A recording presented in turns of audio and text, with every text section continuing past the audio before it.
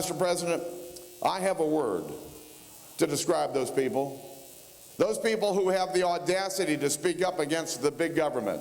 And Mr. President, that word isn't enemies, they're patriots. That is House Speaker to be, perhaps John Boehner, with his victory colors, and look who's audacious now. Right, and we are your patriots, election night patriots, that is. Top Line starts right now.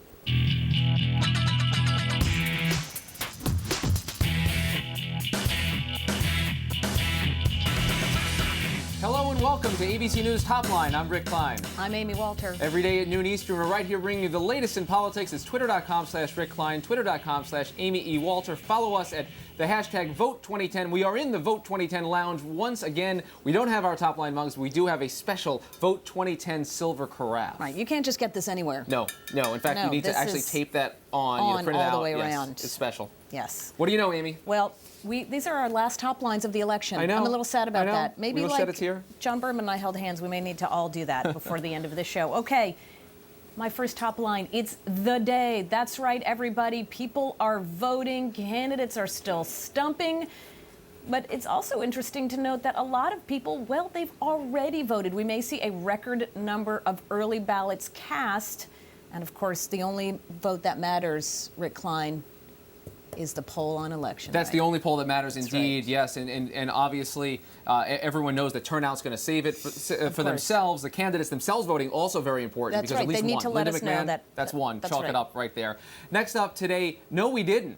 President Obama, of course, was the center of all of the political eyes back in 2008 on election eve as he barnstormed into red states as well as blue states. This year, he's staying home at the White House, and we see the shot of a very quiet White House on this election day. That's where President Obama is, and that's exactly where he's going to be through the election. A much different final few hours for a president who realizes there's not much he can do. He's making some radio calls, That's right. obviously, but he is done campaigning and he's just waiting this one out. So what do you think the mood is like there at White House HQs right now? Just awesome. Putting those, They're they are in spin mode. high-fiving through the halls. Okay, next top line, Slick Hick. That's right. Bill Clinton stumping in West Virginia for Democrat Joe Manchin the day after Sarah Palin was there stumping for John Racy, telling folks, and we can run this, about why he thinks that voters should pick Joe Manchin. Let's run the tape. Vote for me because I think you're Hicks. And I didn't even hire West Virginians to prove it.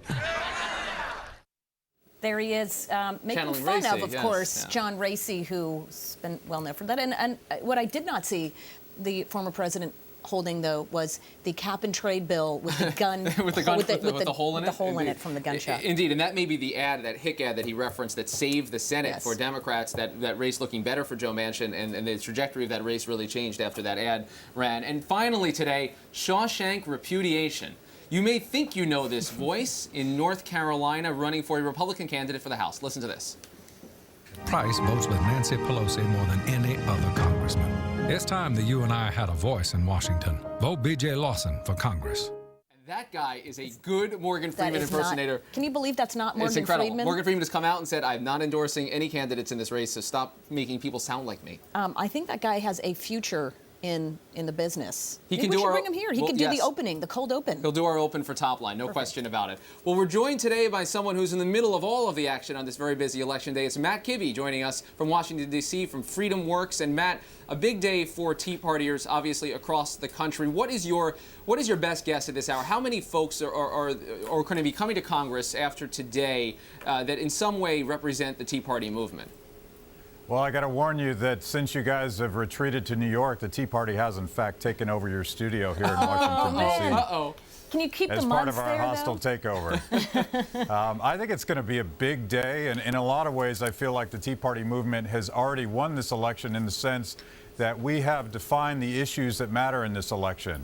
And I expect to see 65, 70 House pickups by Republicans and 9 or 10 in the Senate. And I think that's a pretty bold prediction. But I think what you're going to see, regardless of whether or not Republicans take the Senate, is a clear repudiation of Obamacare, a clear repudiation of tax and spend, and a $2 trillion deficit.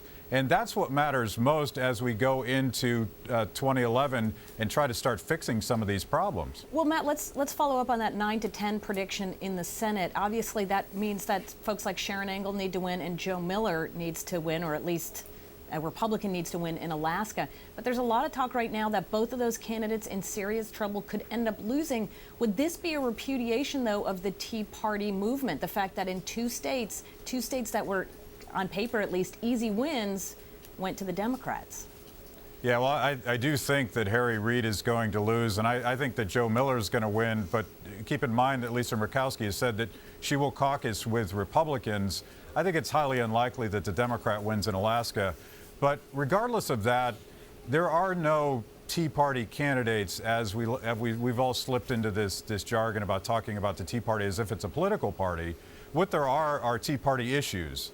And you see literally every Republican in the United States, and perhaps a lot of Democrats that are running against Obamacare, against cap and trade, they're all running on the Tea Party agenda of fiscal responsibility and a sense of humility with the federal government that it can't solve all of our problems by taking over the banking system or taking over health care. So in that sense, we've already won, but I actually believe that we will win in Alaska, that we will win in Nevada, we will win in Washington state, which is just quite remarkable, and West Virginia is the state I'm looking at to see if Joe Manchin loses. You're looking at a bigger wave than I think any of us anticipate. That would right make the now. numbers a lot bigger, obviously. Matt, you mentioned these Tea Party issues. What does the new, if it is a Republican Congress, what does this new Congress need to do to make sure that Tea Partiers feel like their issues are being represented? What are the top things on the agenda that need to happen? I think number one is spending and getting the deficit under control. And if you look at the items on the contract from America, which I'm going to predict about 90% of the new Republicans coming to Washington have signed on to the contract from America, which is a Tea Party manifesto of sorts. It's all about reining in spending. It's about repeal and replace Obamacare. And it's about a rational energy policy instead of cap and tax, which has been rejected across the country. And how do you feel that, do you feel confident that the Republican leadership is going to be able to listen to these new folks coming in, or do you think that maybe the new folks are going to have to maybe be a little more forceful in their actions? Well, you're talking about, if anything, approximating the numbers I suggested, you're talking about a very large, very cohesive freshman Republican class. You're talking about 8 or 10 Republican senators that, much to Trent Lott's chagrin, are going to act like Jim DeMint.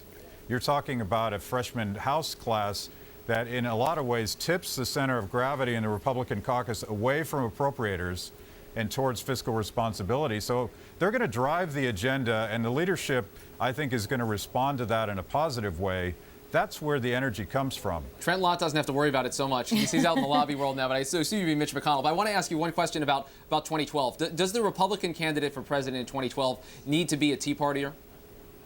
Well, I think he or she definitely needs to embrace the Tea Party agenda of fiscal responsibility and patient-driven health care. These are what are going to define 2012, because we all understand that to fix Obamacare, to repeal it and replace it with something else, requires a president that's actually willing to do that. And we understand that Obama is probably going to veto those things, which very much sets up 2012 as a philosophical debate between limited responsible government and big government solutions. That candidate needs to represent those views. I want to talk about that healthcare for just a minute here, because there is a lot of talk, of course, about Democrats. They took on healthcare. It's defining them in a very negative way in this election.